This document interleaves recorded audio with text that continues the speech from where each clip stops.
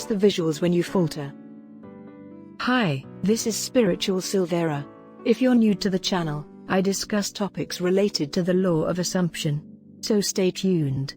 Today, I'm going to discuss how to keep faith in your own scenes and what stops us from assuming the truth in own imagination and state of wish fulfilled.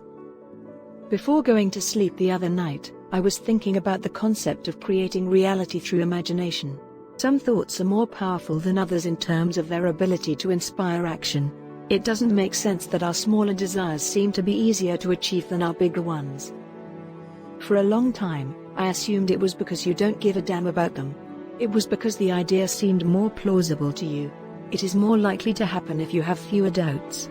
The law of attraction explanation would be that the lower your resistance, the faster you manifest. While I do not totally disagree with the idea, it simply did not convince me enough during those times when my faith starts faltering. I wanted to analyze what makes something more difficult to manifest compared to something that's really easy to manifest, specifically in terms of manifestation.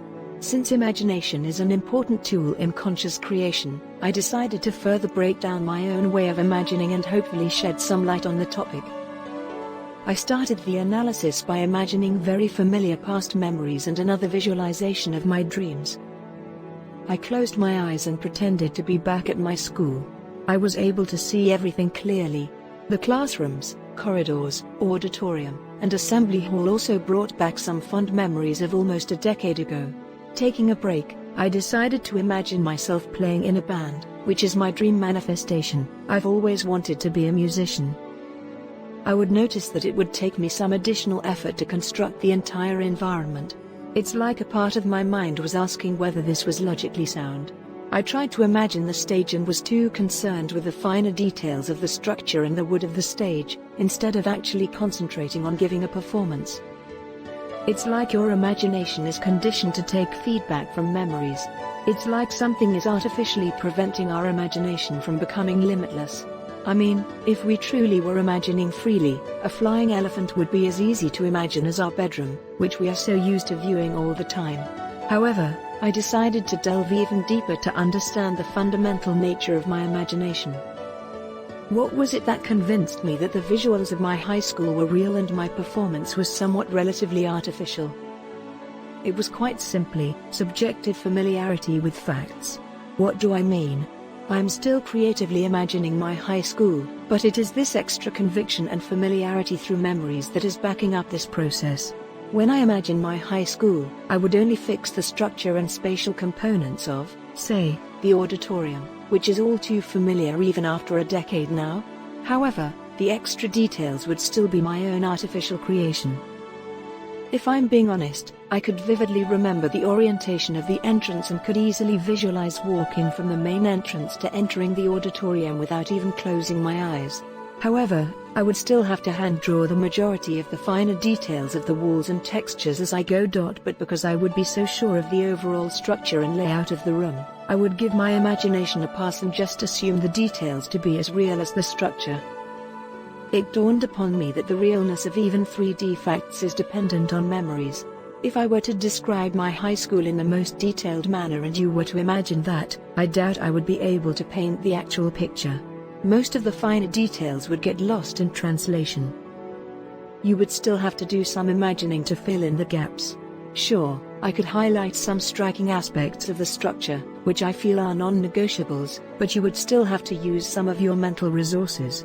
It is important to understand that you don't typically visualize something with the clarity with which you perceive it. It's like our 3D, which is considered to be so real, is being imagined on our behalf. Like, you could get drunk out of your mind, and even then, just viewing the 3D would be like walking in the park compared to recreating scenes of your past. See where I'm going with this? If you were to imagine the adjacent room of your home at this very moment, you would still perceive it as somewhat of a haze. You would be able to figure out most of the larger structural components, but you would still try to figure out the finer details. And that's exactly what I mean. Whenever you're trying to imagine, you are trying to recall something that already is, and even that appears to be difficult. So, you are not really used to creating. See, our memories are stored in a very unique format.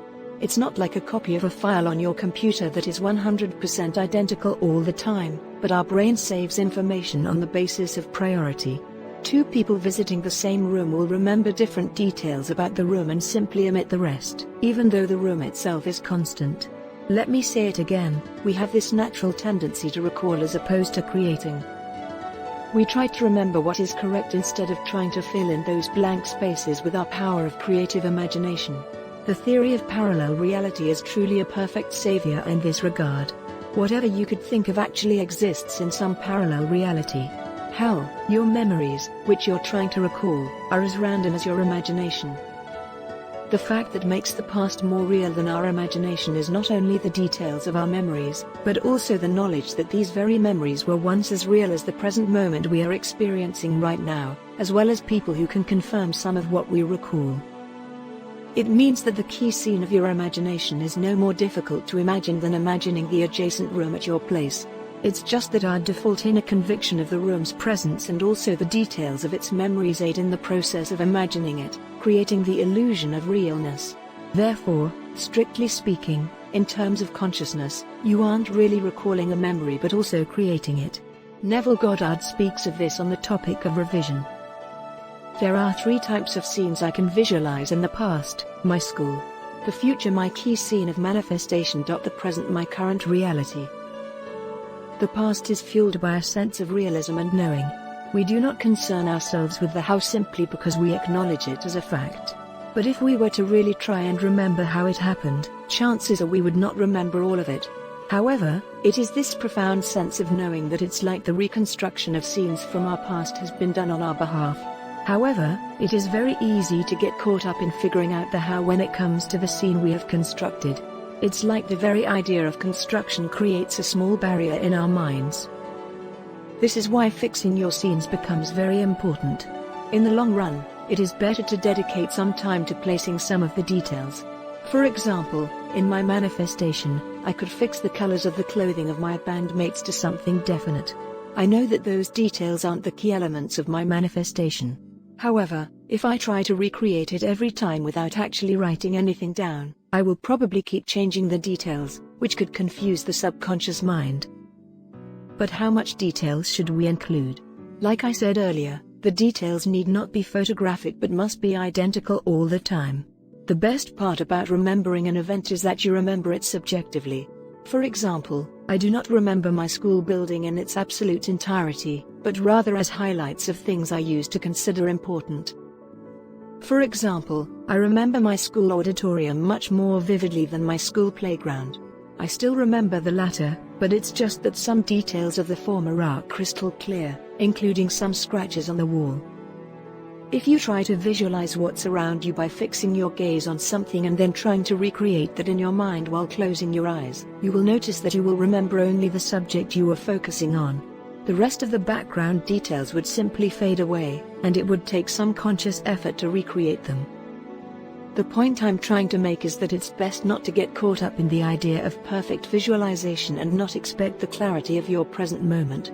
A less than perfect visualization done repeatedly is way more effective than a single session of crystal clear visualization. Also, you are trying to impress upon your own subconscious, so feel free to supplement the idea with affirmations if you'd like. Why is there still a how? First, we need to know how it works. How is more of a feeling than a thought.